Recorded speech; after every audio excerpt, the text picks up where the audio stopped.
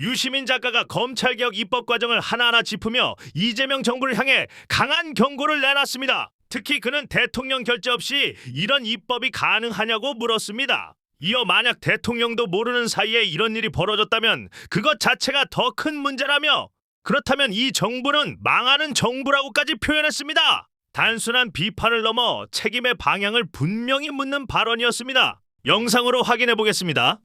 그렇지만 대통령이 서로 1, 2차 입법 예고 때는 그랬다 하더라도 이제 여론을 파악을 하고 입장을 확실히 했구나. 다행이야. 이제 형사소송법만 하면 끝나겠네. 이런데 그거를 또 그러니까 처음부터 형사소송법하고 중수청 공소정법하고를 패키지로 묶지 않고 낸 것 자체가 문제가 있었던 거야, 처음부터. 그리고 이재명 대통령이 일을 얼마나 잘하는 분이에요. 그렇죠. 떡소리 나게 만사를 공사 우선순위에 맞게 지하실 파고 기둥 세우고 1층 짓고 2층 짓고 올리는 스타일로 일을 하는 분이잖아요. 근데 이거는 공사 우선순위도 잘못됐고요. 모든 게 엉망이었어요. 그리고 총리실 TF에서는 이상한 여론조사 결과 내놓고 도저히 납득할 수 없는 상황에서 시간을 끌었고, 형사소송법은 뭐 지방선거 끝나고 한다. 내놓고 이제 TF 활동 종료하면서 정부안 없다. 국회에 맡기겠다. 그래놓고 이제 의원들은 또 소위 친명 자처하는 의원들이 이상한 입법안을 또 내고, 그러니까 이미 만들어져 있는 중수청법, 공수처법과 맞지도 않는 형사소송법 개정안을 또 내놓고 보안수사권이라는 이름으로. 이건 저는 이제 그래서 이제는 이것은 대통령의 판단이라고 봐야 될 때가 됐다. 달리 설명할 수가 없잖아요. 이걸 어떻게 대통령 모르게, 또는 대통령의 의사에 반해서 이 모든 일이 일어날 수 있어요. 그건 그러면 이 정부는 망하는 정부예요. 이 중요한 여당과 대통령의 가장 중요한 선거 공약 중에 하나를 이런 식으로 밑에 장관들이나 총리가, 그리고 총리는 또 자기는 폐지 입장이래, 보안수사권도. 아니, 도대체 무슨 말을 하는 건지도 모르겠고. 그래서 이거는 저는 지금까지 법무장관의 행태, 그다음에 일체 나서지 않는 중수청은 행안부에 있는데 행안부 장관의 태도, 일개 장관 정책보좌관이라는 사람이 난동 부리듯이 다니면서 떠들어댄 거 마음대로. 그 대통령의 우리가 알고 있던 그런 공약권 어긋나는 건데, 이 모든 것들이 다 대통령이 수사기소의 완전한 분리에 반대하기 때문에 생긴 일이라고 저는 판단할 수밖에 없었어요. 그 판단은 지금도 저는 맞다고 생각하고요. 대통령은 아직도 포기하지 않았다고 저는 생각을 해요. 10월 초에 지금 공소청, 중수청 출범해야 되는데 실무적 준비도 제대로 안 되고 있고, 지금 검사가 어떤 역할까지 할 수 있느냐의 범위를 규정하는 형사법 개정안도 지금 어떻게 될지 알 수가 없는 조건에 있잖아요. 그 대통령이 수사기소의 완전 분리를 반대하는 입장을 갖고 있는 거라고 저는 생각하고, 이걸 관철하려고 지금까지 노력을 해왔고, 근데 본인이 나서서 직접 양해를 구하는 방식이 아니고 본인은 모호하게 말을 하면서 그렇게 한 점을 제가 마키아벨리적이라고 표현한 거예요. 다르게 이걸 일관되게 설명할 수 있는 다른 가설이 있나요? 대통령이 수사기소의 완전한 분리에 반대한다. 검찰의 수사권을 남겨놓고 싶어 한다. 이 가설이 아닌 다른 가설로 작년 9월 이후에 지금까지 검찰개혁과 관련해서 벌어진 정부의 모든 행위를 일관되게 설명할 수 있는 어떤 가설이 있을 수 있냐고요. 저는 못 봤거든요. 일부 비평가들 중에는 청와대 강유정 대변인이 수사기소 분리에 대한 청와대의 입장은 한 번도 흔들린 적이 없다, 이렇게 얘기를 했는데, 대통령이 그런 얘기를 또 여러 번 했습니다. 그 원칙적으로 그렇게 찬성한다는 얘기를. 근데 그 말을 몇 월 며칠 날 어느 기자회견에서 이 말을 했고 저 말을 했고, 이걸 쭉 열거하면서 제가 거짓말을 하고 있다 그러면, 제가 틀린 말을 하고 있다 그러면 이제 받아들이겠는데 거짓말을 하고 있대.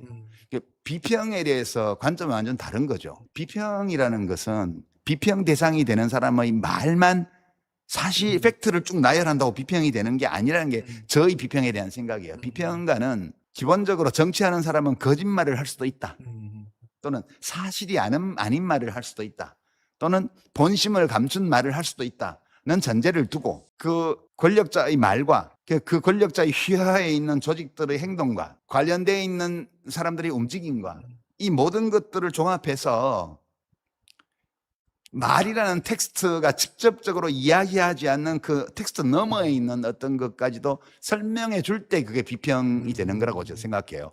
그게 아니라면 비평가가 왜 필요해요? 대통령이 뭐월 뭐일날 이런 말 했고 뭐월 뭐일날 저런 말 했고 쭉 한 대여섯 개 한 다음에 대통령 청와대 대변인도 한 번도 흔들린 적이 없다 했지 않냐. 그러니까 당신이 대통령이 수사기소의 완전 분리에 찬성하지 않는다.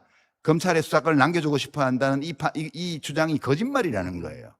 저는 제가 대통령의 말과 정부의 관련된 모든 주체들의 행동을 분석해 본 결과 그 모든 것들을 일관성 있게 설명할 수 있는 하나의 가설로서 추정하는 거죠. 가설이지만 강력한 근거를 갖고 있어요. 그래서 제가 나는 이렇게 판단한다라고 말을 한 거예요. 근데 그걸 거짓말이라고 그러면 누가 비평을 할 수 있으며 비평이 무슨 의미가 있어요, 이 세상에서? 비평가는 정치인의 하는 말 또는 권력자의 말 그 너머에 있는 것까지 봐야 돼요. 그걸 보지 못하는 비평은 존재할 가치가 별로 없다고 저는 생각합니다. 예. 그러니까 네. 제가 대통령이 수사기소의 완전 분리에 반대한다. 검찰의 수사권을 남겨놓고 싶어 한다는 판단을 하게 된 경위를 얘기한 거거든요. 네. 이거는 그렇지 않다면 그 두 사람의 관련된 장관의 정책보좌관과 총리와 총리실의 TF와 이 모든 일들을 설명할 수가 없어요. 기본적으로. 예, 저는 그 얘기를 하는 거죠. 예. 작가님, 이거 약간 백브리핑이에요. 그죠?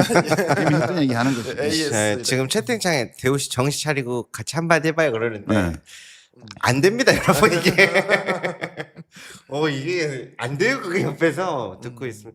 그래서 저도 지금 안 그래도 많은 분들이 궁금해하시는 게 네.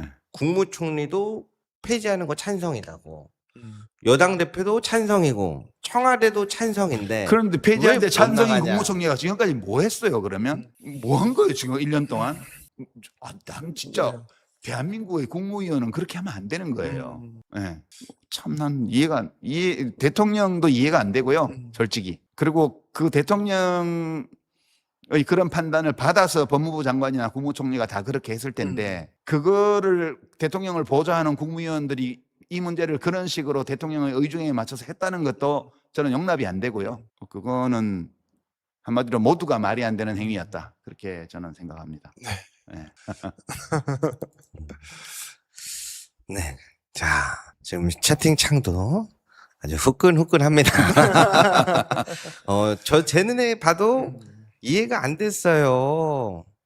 라고 하시는 분들도 굉장히 많고요. 예. 그리고 제가 뭘 폭로한 게 아니고 네. 많은 시민들이 혹시 이런 거 아닐까라고 생각하고 있던 것을 그냥 제가 정리해서 얘기한 거라고 저는 생각하거든요. 네. 아니 생각이란 걸 할 줄 아는 사람이라면 열에 9번 이 의심을 할 수 있어요. 저게 대통령의 뜻이 아닐까. 어떻게 장관이 대통령의 뜻에 반하게 말과 행동을 할 수 있지? 국무총리하고 장관이. 그러면 만약 그게 사실이라면 이 정부는 어떻게 된 거야? 내부가? 이렇게 되니까 당연히 장관과 국무총리는 대통령의 뜻을 받아서 한 거예요. 저는 그렇게 봐요. 네. 지금 선생님들이 맞아요. 저도 그렇게 생각합니다. 요 1월부터 느낌 이상했다는 분들도 있잖아. 그래 1월부터 좀 이상했습니다. 다 하시는 비슷한 거예요. 분들. 사람이 별 사람 없어요.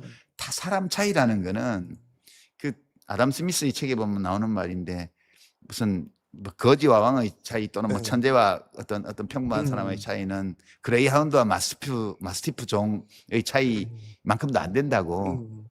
별 차이 아니에요, 사람이.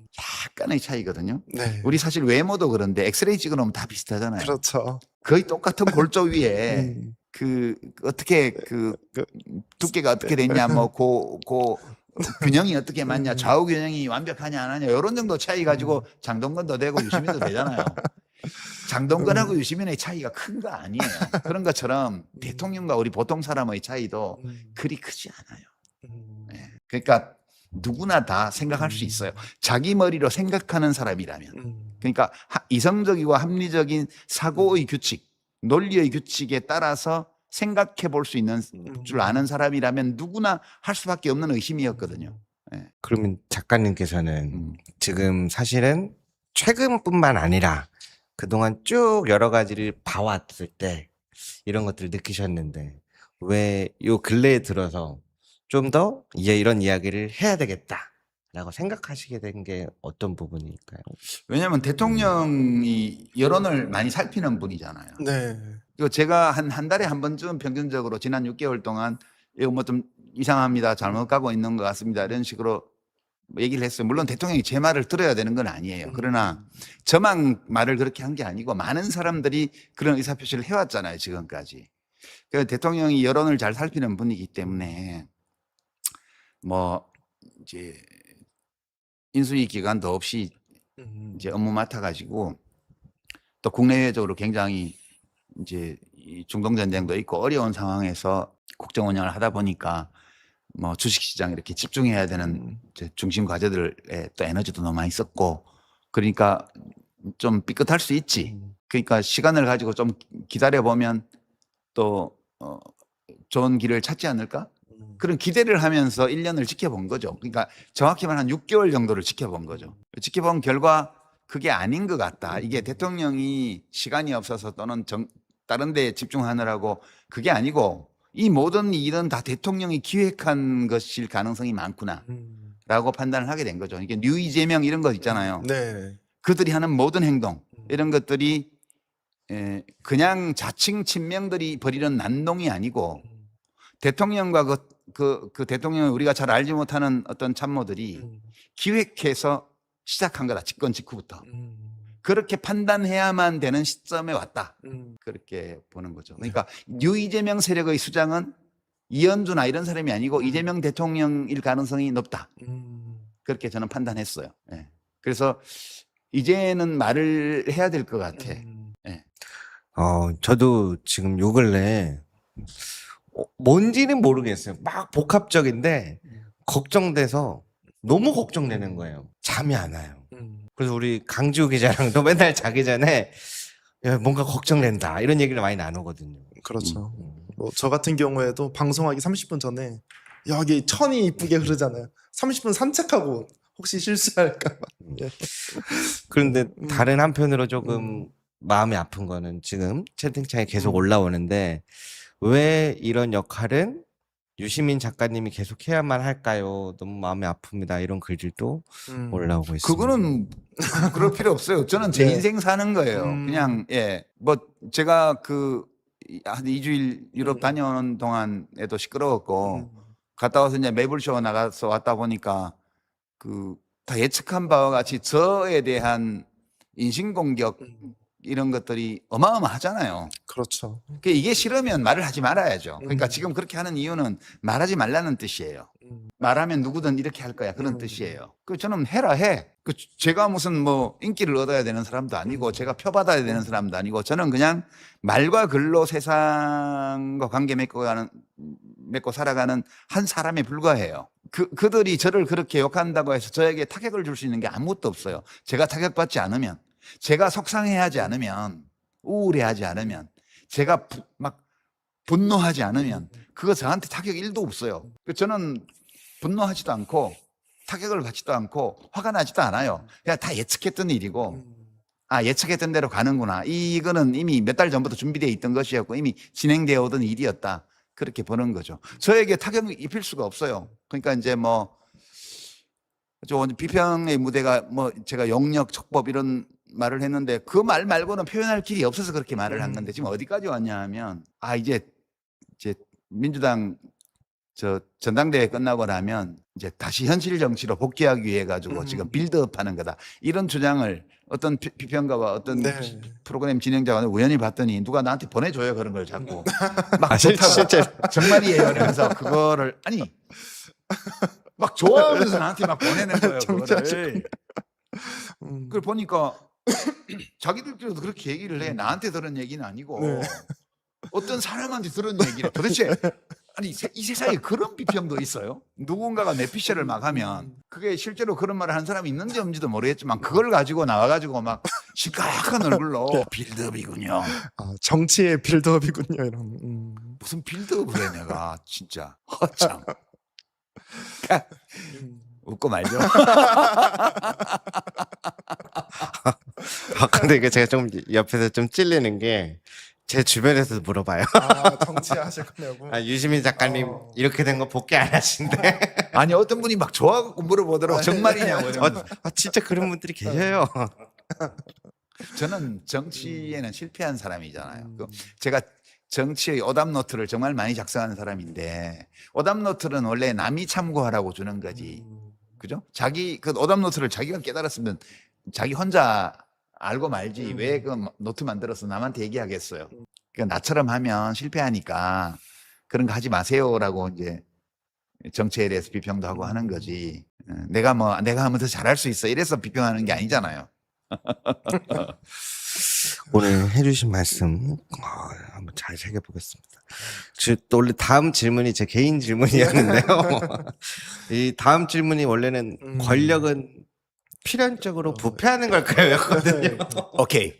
100%. 100%. 네, 100%. 그거는 우리 인간의 본성이라고 저는 봐요. 민주주의가 좋은 점은 그걸 전제로 권력을 쪼개고 제한하고 네. 서로 감시 견제하게 만들고 이게 민주주의 제도라는 것은 아주 나쁜 사람이 권력자가 되어도 나쁜 짓을 지 마음껏 하지 못하게 하는데 굉장히 유익한 좋은 제도거든요. 민주주의 장점은 이걸로 해서 아주 현명한 사람이 권력을 잡아서 선한 일을 많이 할 수 있도록 하는 제도여서 이게 문명의 표준이 된 게 아니고요.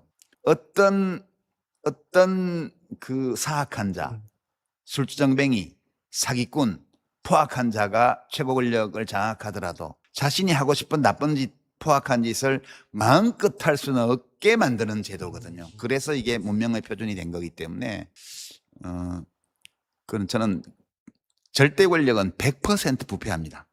그리고 어물전에 비린내 나는 것처럼 아무리 품질 좋은 생선을 갖다 파는 어물전도 비린내는 나기 마련이에요. 그 비린내까지는 괜찮거든요. 이제 썩은 내로 가면 안 되죠. 그러니까 민주주의는 권력이라는 어물전이 비린내까지만 나게 만드는데 좋은 제도라는 거예요. 근데 그거를 어떤 제약도 가하지 않고 어떤 비판도 가하지 않고 어떤 제한도 두지 않고 내버려 두면 모든 어물전은 다 썩은 내를 풍기게 돼 있어요. 저는 그렇게 생각합니다. 네. 그러면 썩은 내가 나기 전에 빨리 이거를 정화를 해야 된다. 이거 그냥 비린내가 아니에요. 좀 이상해요. 라고 누군가는 말을 후각이 예민한 사람이 말을 해야죠. 그러니까 이제 누가 생선 비린내가 이상하게 약간 이상한데 그럴 때 상한 것 같아. 너 이 새끼 우리 어물전의 명예를 훼손하고 있어부터 시작해가지고 너 나를 뭘로 보는 거야? 이 새끼 이거 반 어물전 선동하는 거 아니야? 이렇게 해대기 시작해서 쫓아내버리고 아무도 그 말을 못하게 되잖아요. 그러면 그 다음에 이제 썩은 데가 나는 거예요. 이거는 동서고금을 막론하고 모든 권력의 역사에 새겨진 얘기입니다. 예. 잠깐 그러면 이제 권력이 이런 식으로 이제 부패하는 거는 이제 필연이라고 하셨잖아요. 그러면 역사는 진보한다라고 생각하십니까? 그렇죠. 인간은 진보하지 않는데 인간은 생물학적으로는 진화하지 않았어요. 문명이 생긴 이래로. 그러나 인간의 행동 양식과 어떤 사람들 사이의 관계에는 많이 변화해 왔거든요. 이거를 진보라고 그러는 거죠. 그러니까 우리 인간은 문명이 생겼을 무렵과 지금을 비교하면 훨씬 덜 폭력적으로 됐어요. 우리 스스로가 우리가 자연이 우리에게 부여한 폭력성 있잖아요. 독점욕, 지배욕구 이런 것들을 순화시켜 온 역사예요. 저는 그거를 진보라고 말하는 거라고 생각하죠. 예. 그러니까 권력자의 심기를 거스르면 목 잘리던 세상에서 요즘도 뭐 참 목 자른다는 얘기 하는 사람이 있더라마는 그 권력자의 눈밖에 나면 목이 잘리던 시대에서 지금은 권력자를 비판해도 괜찮은 시대까지 왔잖아요. 이게 인간과 인간 사회의 폭력성이 제어된 결과거든요. 민주주의라는 것은 결국은 보면 인간 개인의 내면 또는 종으로서 이 호모사피엔스가 가지고 있는 폭력성 이것을 스스로 길들여가는 과정 그게 문명이라고 저는 봐요. 그런 점에서 문명은 억압이죠. 그러네요. 예. 권력은 내버려두면 필연적으로 부패한다. 부패한다. 예. 그 이전에 빨리 뭔가를 해야 될 것 같군. 예, 그래서 권력 비판에 대해서 입을 틀어막지 말라는 거예요. 그게 권력이 스스로를 해치는 길이라고. 윤석열 보세요. 입 틀막한 결과가 내란이잖아요. 그렇죠. 근데 그게 윤석열만의 개별적 특성이 아니고 호모사피엔스라는 이 종의 모든 개체들이 가지고 있는 본질적 속성이거든요. 그거를 인정을 해야 돼요. 그걸 인정하는 사람은 그걸 받아들이는 거예요. 때로 내가 생각하기에 아무리 논리적으로 맞지 않는 주장을 한다 할지라도 그 주장을 안 받아들이면 그만이지. 그런 주장을 했다고 해서 그 사람을 감옥에 쳐넣거나 잡아 죽이거나 이게 독재자죠. 네. 공론장이 살아 있어야겠네요. 그렇죠. 그래서 공론장이 중요하다는 거죠. 그래서 옛날에 뭐 언론 없는 정부냐, 정부 없는 언론이냐 그러면 뭐 나는 뭐 정부 없는 언론은 택하겠다고 말했다는 미국의 어느 정치가의 말이 있는데 그거는 이제 언론을 굉장히 좋게 볼 때 그런 거고요. 이제 언론도 그것이 일종의 부당한 기득권이 돼버린 사회가 있을 수 있잖아요. 예, 그럴 때는 언론도 마찬가지로 정부처럼 견제받아야죠. 네. 지금 시청자분들이 대호 씨 정신 차리고 시청하지 말고 진행하세요 그러는데요. 말도 말하고 남겨주시는데 여러분 그게 쉽지 않습니다. 그 제가- 진행자가 출연자 말에 그렇게 극공감하고 그러면 되겠어요? 아니 사실은 제가 오늘 시청자분들을 대신해서 매서운 질문도 좀 해보려고 네. 지난번에 발언하신 그 마키아벨리 군주론 이걸 책을 한번 딱 읽고 그리고 노무현 재단에서 그 마지막으로 한번 또 다루셨잖아요. 예. 그 영상을 한번 봤어요. 그리고 이걸 한번 이야기해봐야지 했는데 제가 본 책이랑 전혀 다른 내용이에요.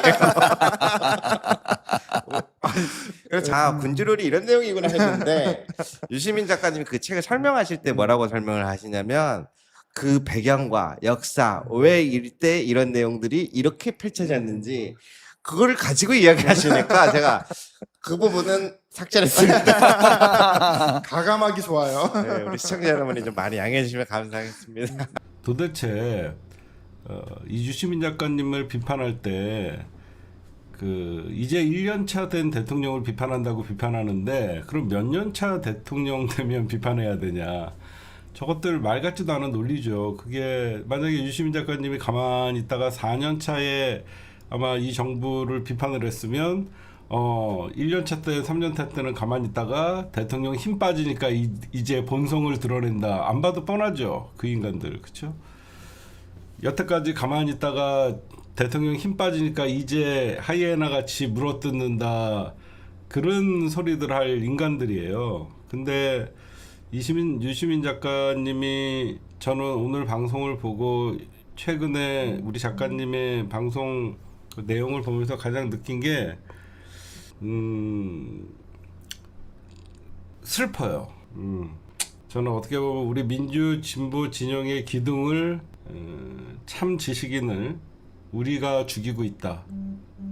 그런 게 너무 슬프더라고. 유시민이 저렇게 당할 사람이 아닌데 그리고 그냥 즐겁게 평론해주고 우리는 그거에 박수 쳐주고 심적 안정을 하고 저는 유 작가님이 저렇게 나름 할 말이 많으시고 왜 사람이 억울할 때 할 말이 제일 많거든요. 억울할 때 할 말이 많다라는 것은 유시민 작가님은 이재명 정부에 애정이 있기 때문에 비판도 하는 거거든요. 비평도 하는 거고. 근데 저렇게 마음이 아프더라고.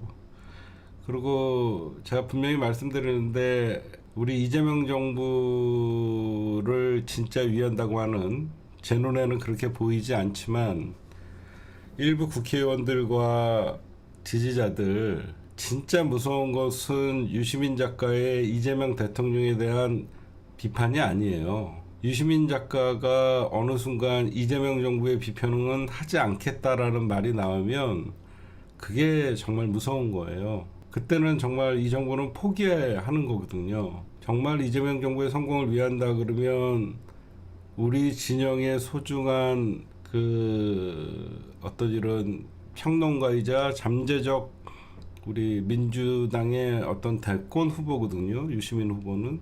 유시민 작가는. 저는 그 점을 좀 명심했으면 좋겠어요. 무턱대고 유시민 나쁜 놈 하는 조중동과 같이 손을 잡고 국힘당과 손을 잡고 유시민 까기에 전념하고 있는 소위 뉴 이재명 세력들 얼마나 많은 민주당의 자산들을 파괴하고 있고 본인들의 지금 뉴 이재명이라고 외치면서 1년 반 만에 민주당의 뿌리마저 흔들어대려고 하는 본인들의 이 악행에 대해서 나중에 반드시 어느 순간 당원들에게 심판받는 날이 올 것이고 저는 그게 바로 2028년 총선 전 이번 전당대회라고 생각합니다. 쟤네들이 참 착각하는 게 유시민은 단순한 김어준의 뉴스공장 그리고 다스베이다에서 나와서 얘기하는 평론가가 아니에요.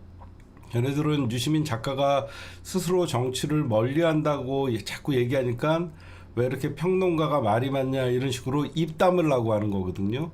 유시민이 아무 영향력이 없다라고 떠들고 외치고 그렇게 애써 외면하려고 하는 자들이 결국 유시민이 말 한마디만 하면 벌벌 떨고 그를 죽이지 못해갖고 안 달라는 이 상황이 저는 정말 안쓰러워요. 그들이 단순히 비평가라 그러면 유시민이 이 정도로 민주당 당원들의 마음을 흔들고 마음을 위로해주고 그런 사람이 아니거든요. 유시민의 첫 정치적 행보부터 많은 사람들은 기억을 하고 있거든요. 제가 늘 말씀드리지만 지금 뉴 이재명 세력들의 가장 큰 착각은 민주당의 가장 강력한 힘은 기억에서 나와요. 기억. 그 기억을 지우려고 하는 자들이 굉장히 오버를 하고 무리수를 두는 거예요. 우리가 어떻게 김대중, 노무현, 문재인 정권을 탄생시켰는지 많은 사람들에게는 기억이 있어요. 그 기억 속에는 이명박근혜 정권과의 어떤 그 사투를 벌였던 민주 촛불 시민들이 있는 것이고 그런 기억을 단절시키기 위해서 그 기억을 가장 선명하게 기억하는 김어준, 유시민 이런 분들을 죽이려고 하는 거예요. 그렇죠? 기억은 사람이 죽어야지 그 기억은 지워지는 거예요. 그래서 죽이려고 하는 겁니다. 그렇잖아요. 저는 그런 것들이 되게 아쉬워요. 그 중에 저같이 좀 오래된 그냥 마이너 유튜버도 기억을 여러분들에게 항상 잊지 못하도록 그리고 민주 진영의 기억이라는 존재는요 정체성이에요. 그렇죠? 우리가 자꾸 예전 얘기를 하게 되고 정치를 과거를 회상하게 되고 그런 이유는요 정체성을 잃어버리지 않기 위해서 기억을 다시 되짚어 가는 거거든요. 여러분들도 세월호 참사가 2014년에 벌어진 게 아직도 눈에 선하고 엊그제 같잖아요. 그런 기억들이 우리에게 지워지지 않는 거는 그만큼 우리 민주 진보 진영이 그동안 이 대한민국의 수구 기득권 세력들에게 얼마나 많은 일들을 당했는지 그 기억 속에서 반드시 저들에게 권력을 주지 않아야 된다라는 확실한 믿음이 서기 때문에 민주 진보 진영은 단결할 수 있었거든요. 제가 감히 우리 유시민 작가의 오늘 이분뉴스 출연에 대해서 논평을 하기는 그렇지만 제가 자세히 보진 못했지만 저는 유시민이라는 존재는 우리 민주당의 정체성과 기억을 소중히 간직하게 해주고 그 기억 속에서 다시 우리가 똘똘 뭉쳐서 단결하고 우리가 다시 저들에게는 권력을 뺏기지 않아야 된다는 다시 한번 그런 마음을 갖게 해주는 소중한 비평가이자 저는 소중한 민주진영의 대들보라고 생각합니다. 그래서 이런 말씀을 좀 드리면서